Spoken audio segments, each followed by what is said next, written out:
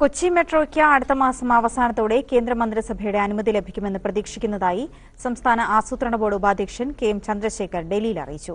കേരളത്തിലെ റെയിൽവേ പ്രശ്നങ്ങൾ പരിശോധിക്കാൻ സംസ്ഥാനം സന്ദർശിക്കുമെന്ന് യുഡിഎഫ് എംപിമാർക്കും ഡൽഹിയിൽ പ്രത്യേക യോഗം വിളിക്കുമെന്ന് എൽഡിഎഫ് എംപിമാർക്കും റെയിൽവേ മന്ത്രി ദിനേശ് ത്രിവേദി ഉറപ്പു നൽകി. Kochi metro, Kanjikode coach factory, ദേശീയപാതയ്ക്കുള്ള ഭൂമി ഏറ്റെടുക്കൽ എന്നീ പ്രശ്നങ്ങൾ ചർച്ച ചെയ്യാനാണ് പ്രധാനമന്ത്രിയുടെ പ്രിൻസിപ്പൽ സെക്രട്ടറി ഉന്നതതല യോഗം വിളിച്ചത്. ചെന്നൈ, ഡൽഹി മാതൃകയിൽ കൊച്ചി മെട്രോ റെയിൽ പദ്ധതി നടപ്പാക്കണമെന്ന സംസ്ഥാന സർക്കാരിന്റെ ആവശ്യം യോഗത്തിൽ അറിയിച്ചു. ഇക്കാര്യത്തിൽ കേന്ദ്ര ആസൂത്രണ കമ്മീഷൻ ഉടൻ തീരുമാനമെടുക്കും. ഓരോ മിനിസ്ട്രിയും അവരുടെ തീരുമാനങ്ങൾ എടുത്തിട്ട് ആ ഇഷ്യൂ ക്യാബിനറ്റിലേക്ക് പോകും.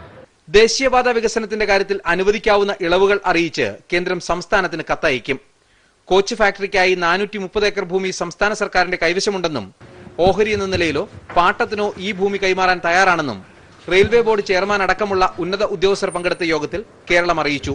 അതിനിടെ സ്ഥലം ലഭ്യമാക്കുന്നത് സംബന്ധിച്ചുള്ള അനിശ്ചിതത്വം മാറിയാലുടൻ കോച്ച് ഫാക്ടറി സ്ഥാപിക്കാനുള്ള നടപടി സ്വീകരിക്കുമെന്ന് റെയിൽവേ മന്ത്രി ദിനേശ് ത്രിവേദി രാജ്യസഭയിൽ അറിയിച്ചു. ഇക്കാര്യം ചർച്ച ചെയ്യാൻ ചോദ്യമുന്നയിച്ച എംപിമാരെയും പാലക്കാട് ലോക്സഭാംഗം എം പി രാജേഷിനെയും ഉൾപ്പെടുത്തി അടുത്തയാഴ്ച പ്രത്യേക യോഗം വിളിക്കാമെന്ന് റെയിൽവേ മന്ത്രി പിന്നീട് എൽഡിഎഫ് എംപിമാർക്ക് ഉറപ്പു നൽകി.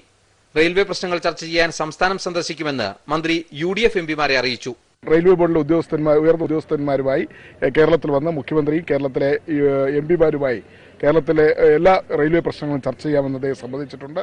മനോരമ ന്യൂസ്, ഡൽഹി. ആഗോള വിപണികളിലെ ഇടിവിനെ തുടർന്ന് ഇന്ത്യൻ ഓഹരി വിപണിയിൽ